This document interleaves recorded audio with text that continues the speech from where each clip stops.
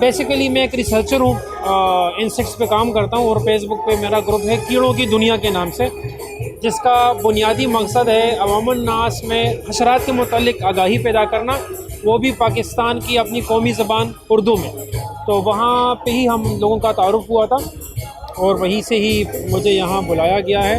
تو جہاں جہاں نئے نئے چہرے نظر آ رہے ہیں، نئے نئے لوگ نظر آ رہے ہیں، وہاں پہ ایک علم بھی بڑھ رہا ہے، لوگ سوالات پوچھ رہے ہیں براہ راست، اور میں ان کے جوابات دے رہا ہوں، اور مجھے کافی اچھا لگ رہا ہے کہ ریفریشمنٹ کے ساتھ ساتھ ایک علمی ماحول بھی بن رہا ہے۔ دنیا میں تقریباً 15 کروڑ مختلف انواع کے حشرات ہیں، جس میں سے 15-20 لاکھ تو دریافت ہوئے ہیں، باقی وقت کے ساتھ ساتھ دریافت ہو رہے ہیں۔ باہر ممالک میں ایک چیز کو لے کے باقاعدہ اقدامات کیے جاتے ہیں، لیکن ہمارے ہاں چونکہ علم نہ ہونے کی وجہ سے ہم ہر وہ چیز جو ہمیں براہ راست فائدہ نہیں دے رہا اس کو نقصان دہ مان کے مار دیتے ہیں، چاہے وہ سانپ ہو، چاہے وہ انسیکٹس ہوں۔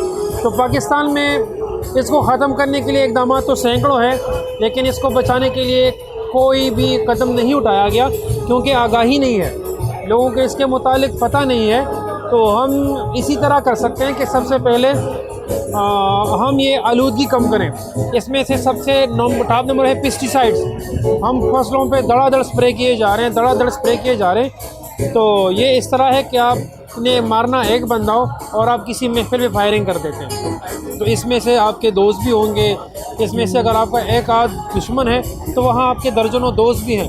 تو ہم نہ اسپرے کر کے جو نان ٹارگیٹڈ حشرات ہیں ان کا بھی صفایا کر رہے ہیں، باقی یہ جو پورا گندا پانی ہے وہ پانی میں آ رہا، جو صاف پانی ہے اس میں شامل ہو رہا ہے۔ تو بیک وقت جو زمینی حشرات ہیں وہ بھی ختم ہو رہے ہیں، ساتھ ساتھ میں جو پانی والے ہیں وہ بھی ختم ہو رہے ہیں۔ تو اب جو ابھی نقصان ہوا ہے وہ irreversible ہے، ہم اس کو کنٹرول اب واپس نہیں لا سکتے، لیکن اتنا کر سکتے ہیں کہ جو مزید نقصان ہو رہا ہے اس کو بھی ختم نہیں کر سکتے، لیکن کم کر سکتے ہیں۔ کم اس طرح کر سکتے ہیں، اگر آپ کسی چیز کے متعلق نہیں جانتے اس کو جینے دیں۔ کوئی بھی انسیکٹ، کوئی بھی سانپ آپ کو ڈھونڈ کے نہیں کاٹتا کہ یہ کدھر بیٹا ہے میں اس کا ایک چک بڑھ لوں، نہیں، آپ اس کو تنگ کرتے ہیں، آپ اس کو مارنے کی کوشش کرتے ہیں، تو دفاع میں وہ لازمی دفاع کرے گا اپنا۔ تو جو چیز کے متعلق آپ نہیں جانتے اس کو بالکل نہ ماریں۔ اس کے علاوہ اسپرے اسی صورت کریں جب آپ کے پاس کوئی آپشن نہ ہو۔ اسپرے کے علاوہ بھی بہت زیادہ طریقے ہیں جس سے آپ ایک جانداروں کو کنٹرول کر سکتے ہیں۔ تو اگر وہ آپ کو معمولی سا نقصان دے رہا ہے آپ کے فصل کو تو اٹس اوکے بھائی، یہ دنیا صرف آپ کی نہیں ہے۔